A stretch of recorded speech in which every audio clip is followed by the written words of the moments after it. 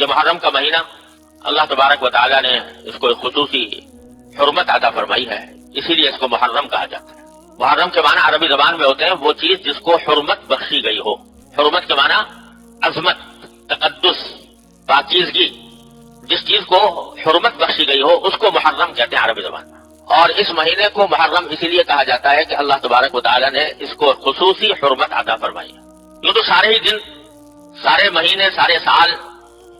اللہ تعالیٰ ہی کے پیدا کیے ہوئے ہیں۔ جس طرح اور دنوں میں سورج نکلتا ہے اور شام کو غروب ہو جاتا ہے، اسی طرح محرم کے مہینے میں بھی دن سورج کے نکلنے سے یا صبح صادق سے شروع ہوتا ہے اور غروب آفتاب پر ختم ہو جاتا ہے۔ لیکن اللہ تبارک و تعالیٰ نے کسی خاص دن کو یا کسی خاص مہینے کو اپنی طرف سے ایک خصوصی تعلق عطا فرما دیا یہ میرا ہے، یعنی یہ میری عبادت اور میری حکم کی اطاعت کے لیے اس کو خصوصی حیثیت حاصل ہے، تو اس میں ایک تقدس پیدا ہو جاتا ہے۔ رمضان کا مہینہ ہے، اللہ تعالیٰ نے کہہ دیا میرا ہے، تقدس پیدا ہو گیا۔ اس کی مثال میں یہ دیا کرتا ہوں، جیسے بیت اللہ شریف ہے، وہ بھی پتھر کا بنا ہوا ہے اور عام عمارتیں بھی پتھر کی بنی ہوئی ہیں، بلکہ اگر ظاہری اعتبار سے دیکھا جائے تو بیت اللہ شریف کے عمارت میں وہ حسن، ظاہری حسن نہیں جو اور بہت سی عمارتوں کے اندر ہوتا ہے۔ پتھر بھی اس کے، پلاسٹر بھی نہیں ہے اس کے اوپر، رنگ بھی نہیں ہے، لیکن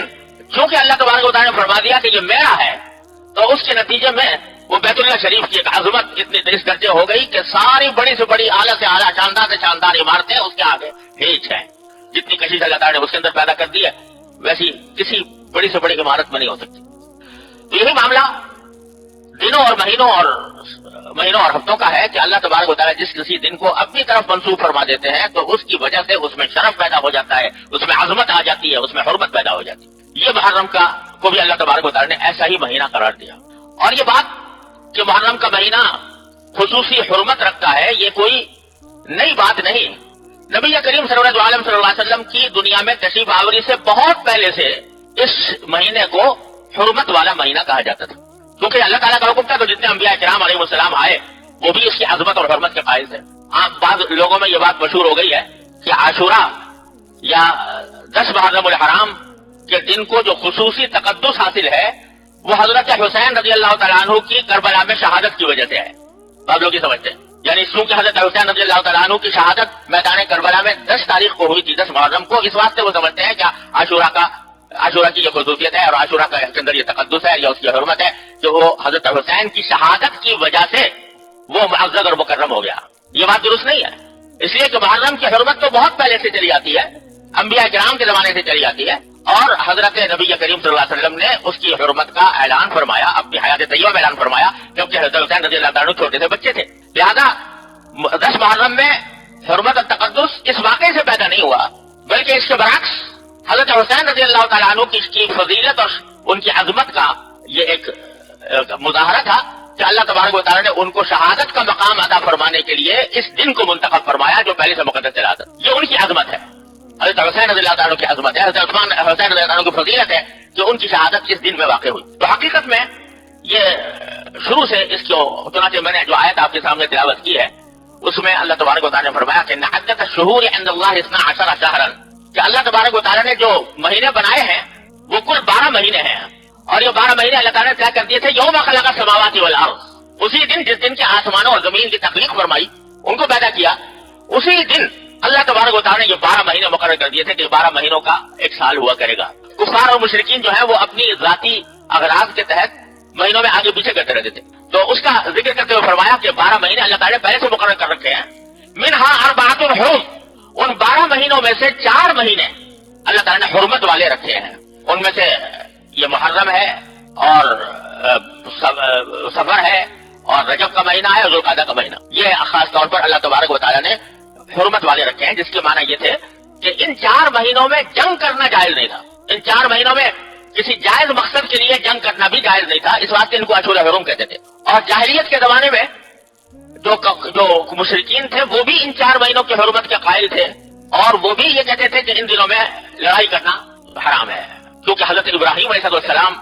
کے وقت سے یہ بات چلی آتی تھی کہ ان 4 مہینوں میں لڑنا حرام ہے، اور ابراہیم علیہ السلام کے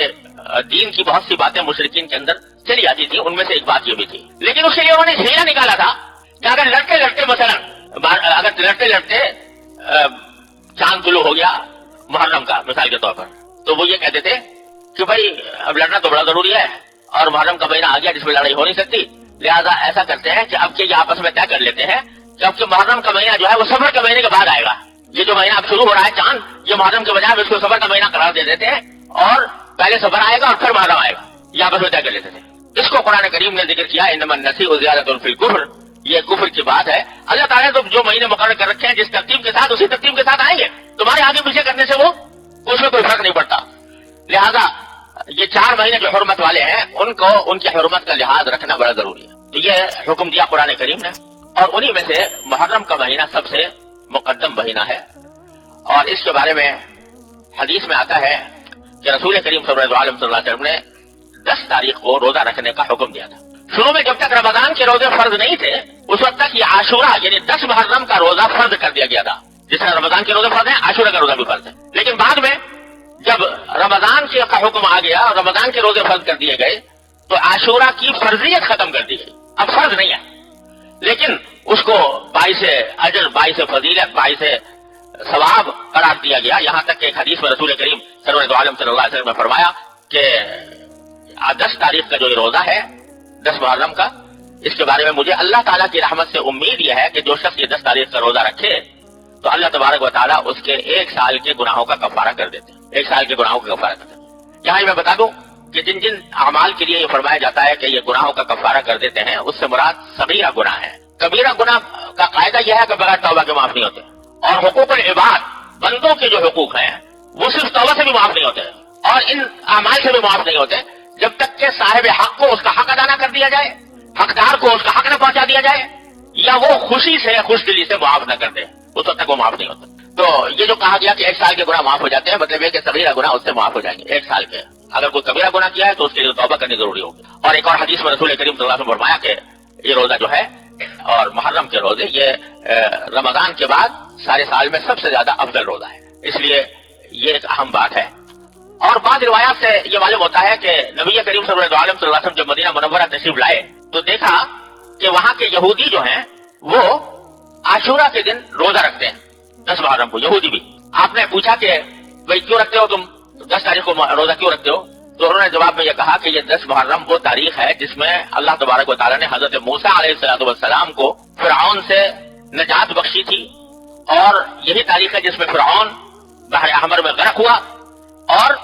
इसी तारीख में हजरत मूसा अलैहिस्सलाम को फिरऔन से निजात मिली और फिर वो अपनी कौम को लेकर सहरा सीना की तरफ रवाना हुए। तो चूंकि फिरऔन गर्क हुआ और नबी हजरत मूसा अलैहिस्सलाम को आजादी और फिरऔन की गुलामी से बनी इसराइल को आजादी मिली, इसकी खुशी में हम इस रोज रोजा रखते हैं। तो नबी करीम सल्लल्लाहु अलैहि वसल्लम ने फरमाया कि भाई मूसा अलैहिस्सलाम को जो फिरऔन से निजात मिली ये तो हमारे नजदीक भी बहुत बड़ा अहम वाकया था, लिहाजा हम भी रोजा रखेंगे। सहाबा किराम को आपने रोजे का हुक्म दिया और फिर बाद में अल्लाह तबारक व तआला ने उसको फर्ज कर दिया इन दिनों में। इससे मालूम होता है कि आशूरा में ये भी वाकया आशूरा से वाबस्ता है कि मूसा अलैहिस्सलाम को अल्लाह ताला ने फिरऔन से निजात अता फरमाई। बाद और बातें भी मशहूर हैं लोगों में कि ये वही दिन है जिसमें हज़रत इब्राहीम अलैहिस्सलाम को आग में डाला गया था और आप उसमें से सही सालिम निकल आए थे। ये वही दिन है जिसमें हज़रत आदम अलैहिस्सलाम को जमीन पर उतारा गया। ये वही दिन है जिसमें नूह अलैहिस्सलाम की कश्ती जो है वो तूफान से निजात पाकर किसी पहाड़ पर आकर टिक गई। ये बातें लोगों में मशहूर है, मगर इसकी कोई मुस्तनद बुनियाद नहीं है, कोई मुस्तनद रिवायत नहीं है कि जिससे ये बातें मालूम होती हो, ऐसे लोगों में मशहूर हो गई है। लेकिन ये बात सही है कि हजरत मूसा अलैहिस्सलाम को इस तारीख में अल्लाह तबारक व तआला ने फिरऔन से निजात दी थी। बहरहाल नबी करीम सल्लल्लाहु अलैहि वसल्लम ने यह हुक्म दिया कि रोजा रखो, और फिर अल्लाह तबारक व तआला ने इसको फर्ज कर दिया। बाद में फिर फर्जियत बस खत्म हो गई, लेकिन उसकी सुन्नियत और उसका इस्तेबाब और उसका भाई जो सवाब होना ये बाकी रहा, और ये क़यामत तक आशूरा के दिन रोजा रखने की फजीलत कायम रहेगी इंशाअल्लाह। अलबत्ता इसमें नबी करीम सल्लल्लाहु अलैहि वसल्लम ने एक तसर्रुफ फरमाया, वो ये फरमाया कि भाई आशूरा का रोजा तो बेशक रखो, लेकिन चूंकि यहूदी लोग भी आशूरा के दिन रोजा रखते हैं, लिहाजा कहीं ऐसा ना हो कि तुम्हारी उनके साथ मुशाबहत पैदा हो जाए, ये तुम भी यहूदियों के मुकल्लिद बन जाओ, यहूदियों के मुशाबिह बन जाओ। तो उनकी मुशाबहत को खत्म करने के लिए आपने फरमाया कि सिर्फ तनहा आशूरा का न रखो, बल्कि उसके साथ 9 तारीख को या तो मिला लो या 11 तारीख को मिला लो, यानी 9 तारीख को मिलाकर 9 और 10 का रोजा रखो, या 11 तारीख को मिलाकर 10 और 11 का रोजा रखो, एक दिन के बजाय 2 दिन रखो, ताकि यहूदियों के साथ मुशाबहत पैदा ना हो। इससे आप अंदाजा लगाइए कि नबी करीम सल्लल्लाहु अलैहि वसल्लम को इस बात की कितनी फिक्र थी کہ کسی خیر کے کام میں بھی، بھلائی کے کام میں بھی مسلمانوں کو مشابہت، مسلمانوں کے اندر مشابہت پیدا نہ ہو یہودیوں جیسی یا غیر مسلموں جیسی. یعنی مزاج اسلام کا یہ ہے کہ بھئی جب تم مسلمان ہو، کلمہ لا الہ الا اللہ محمد رسول اللہ پر ایمان لائے ہو، تو پھر تمہارا اپنا ایک طریقہ ہے، تمہارا ایک اپنا طریقہ زندگی ہے، تمہارا ایک اپنا طرز حیات ہے. تم اپنے طرز حیات کو دوسرے غیر مسلموں کے طرز حیات کے ساتھ مشابہ بنانے کی کوشش نہ کرو. یہ ایک مزاج ہے جو قدم قدم پر نبی کریم صلی اللہ علیہ وسلم کی ہدایات میں نظر آتا ہے. اس میں یہ بات بھی ہے تاکہ مسلمان ہونے کی حیثیت سے پہچانا جائے کہ ہاں یہ مسلمان ہے، اور ایسا نہ ہو کہ پتہ ہی نہ چلے جیسے اور غیر مسلم ہے اور یہودی ہے اور نصرانی ہے ایسے ہی مسلمان بھی ہے، کوئی فرق اس کے انداز میں، اس کے ادا میں، اس کے اخلاق میں، اس کے معاملات میں، اس کے لباس پوشاک میں کوئی فرق نظر نہ آئے، یہ اسلام کو پسند نہیں. تو یہاں تک کہ روزہ رکھنے میں بھی، روزہ رکھنا تو ایک عبادت ہے، اچھا کام ہے، لیکن اس میں یہودیوں کی مشابہت کو آپ نے پسند نہیں فرمایا، بلکہ 2 دن رکھنے کا فرمایا تاکہ ان کے ساتھ التباس اور مشابہت پیدا نہ ہو. تو اب بھی اگر اسی وجہ سے حکم یہ ہے کہ بہتر یہ ہے کہ جب آدمی روزہ رکھے تو 9 یا 11 کو ساتھ ملا کر 2 دن رکھے. لیکن اگر کوئی شخص فرض کرو نہیں رکھ سکا 9 تاریخ کو اور 11 تاریخ کو بھی رکھنے کا موقع نہیں ہے، صرف تنہائی روزہ رکھ لے عاشورہ کا، تو یہ بھی کوئی گناہ نہیں ہے، یہ بھی کوئی حرام نہیں ہے. بہتر یہ ہے، افضل یہ ہے کہ اس کے ساتھ ایک روزہ ملا کر رکھے. ایک بات تو یاد کرنی تھی. دوسری بات جو اسی آیت کریمہ میں جو میں نے آپ کے سامنے تلاوت کی ہے، اللہ تبارک و تعالیٰ نے ایک عجیب و غریب جملہ ارشاد فرمایا کہ دیکھو تمام مہینے جو اللہ نے مقرر فرمائے ہیں وہ 12 مہینے ہیں، جن میں سے 4 حرمت والے ہیں. تو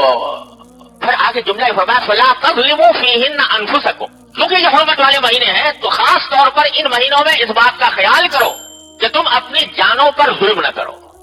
اپنی جانوں پر ظلم نہ کرو. یہ بڑا وسیع اور بڑا ہی عام قسم کا ارشاد ہے جو اللہ تبارک و تعالیٰ نے ارشاد فرمایا کہ دیکھو ویسے تو کبھی بھی اپنی جان پر ظلم نہیں کرنا چاہیے، لیکن ان 4 مہینوں میں خاص طور پر جو حرمت والے مہینے ہیں اپنی جان پر ظلم نہ کرو. اب یہ اپنی جان پر ظلم کرنے کا کیا مطلب ہے؟ یہ ایک ایسا ہماگیر اور وسیع لفظ ہے کہ اس کے بہت سارے مفہوم ہیں. ایک مفہوم تو اس کا یہ ہے جو قرآن کریم میں بکثرت استعمال ہوا ہے کہ بھئی اس بات کا خاص خیال رکھو کہ خاص طور سے ان مہینوں میں کوئی گناہ کا کام، نافرمانی کا کام سرزد نہ ہو، کیونکہ قرآن کریم نے کئی مقامات پر گناہ کو اپنی جان پر ظلم کرنے کے معنی میں استعمال کیا ہے. وَلَوْ أَنَّهُمْ إِذَا فَعَلُوا فَاحِشَةً أَوْ ظَلَمُوا أَنفُسَهُم فَاسْتَغْفَرُوا اللَّهَ ذَكَرُوا اللَّهَ فَاسْتَغْفَرُوا لِذُنُوبِهِمْ. یہ قرآن کریم میں فرمایا کہ اگر کسی سے کوئی ایسا ناجائز کام سرزد ہو جائے یا وہ اپنی جان پر ظلم کر بیٹھے یعنی گناہ کر بیٹھے تو پھر وہ مایوس نہ ہو، بلکہ اللہ تبارک و تعالیٰ کو یاد کر کے اس سے معافی مانگے اور اللہ تبارک و تعالیٰ معاف فرما دے. وہ یغفر الذنوب الا اللہ، اللہ تعالیٰ کے سوا کون ہے جو گناہوں کو معاف کرتے؟ تو اللہ تعالیٰ فرماتے ہیں کہ یہ اگر کبھی ہو جائے تو کسی مومن سے تو کوئی گھبرانے کی اور پریشانی کی بات نہیں ہے، مایوسی کی بات نہیں ہے، فوراً اللہ تعالیٰ کی طرف رجوع کر کے استغفار کر لو، توبہ کر لو، پاک ہو جاؤ. تو جان پر ظلم کرنے کے ایک معنی ہے گناہ کرنا. تو کیا مطلب ہے کہ اور دنوں میں بھی گناہ سے پرہیز کرنا چاہیے، لیکن ان مہینوں میں خصوصی طور سے گناہ سے پرہیز کرو، اپنی زبان کی حفاظت کرو کہ غلط بات جھوٹ نہ بولے، غیبت نہ نکلے، رشوت نہ لو، اور نگاہ کی حفاظت کرو کہ غلط جگہ پر نہ پڑے، کانوں کی حفاظت کرو کہ غلط بات نہ سنیں وغیرہ. ان تینوں میں گناہوں سے بچنے کا خصوصی اہتمام کرو. ایک تو یہ معنی ہے اس کے. دوسرے معنی اس کے یہ ہے کہ جسمانی اپنے جسم کو کوئی جسمانی تکلیف بھی نہ پہنچاؤ. جیسے کہ بعض لوگ اس زمانے میں حضرت حسین رضی اللہ تعالیٰ عنہ کی شہادت کے واقعے پر خود اپنی جانوں پر ظلم کیا کرتے ہیں کہ اپنا سینہ پیٹ رہے ہیں، اپنے آپ کو زخمی کر رہے ہیں. تو قرآن کا فرمانا یہ ہے کہ خواہ کتنا ہی المناک واقعہ پیش کیوں نہ آ جائے لیکن تم اپنی جان پر ظلم نہ کرو، اللہ تبارک و تعالیٰ سے کی طرف رجوع کرو، اس سے صبر مانگو، اور جس جو دنیا سے گیا ہے اس کے لیے دعا کرو. لیکن اپنی جان پر ظلم کرنا کہ جس کے نتیجے میں اپنی جان ہلاک ہو یا زخمی ہو، یہ جائز نہیں ہے اللہ تبارک و تعالیٰ کے ہاں. کیوں؟ اس لیے کہ یہ جان تمہیں جو دی گئی ہے، تمہارا جو یہ وجود ہے